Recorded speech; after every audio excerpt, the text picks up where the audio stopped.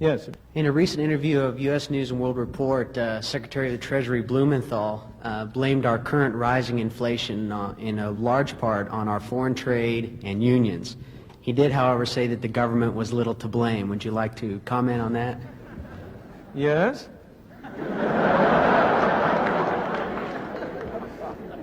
Unfortunately, it is one of the defects of our political system that we always put a Secretary of the Treasury and other high government officials into a position in which, when they make public statements, they are almost driven.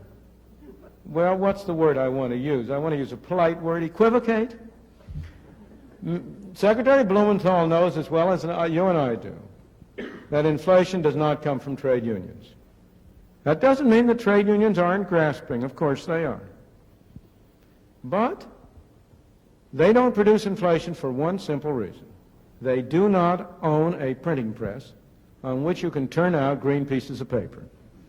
The only such printing press is in Washington. I say printing press, of course, in the modern age we do it in a more sophisticated way. We use bookkeepers and accountants and computers. But it comes down to the same thing. Inflation is made in Washington because only Washington can create money. And any other attribution to other groups of inflation is wrong. Consumers don't produce it. Producers don't produce it.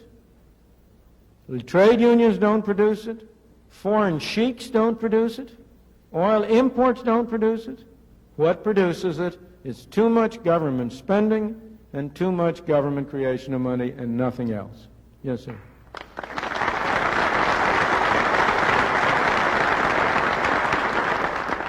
Before you clap, let me point out that the reason why we have too much printed spending and too much printing of money is because you people want it. You and I. We're citizens. We run this country. If Congress has been voting higher and higher spending, why? Because it has been politically profitable for them to do it.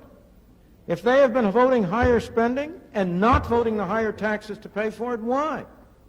Because it's been politically profitable to do it. We would all like to get something for nothing.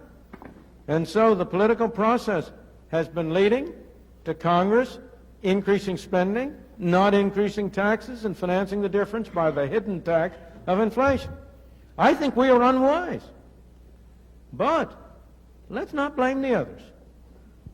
The problem, you know, in that famous statement of the cartoonist, we have met the enemy and they is us.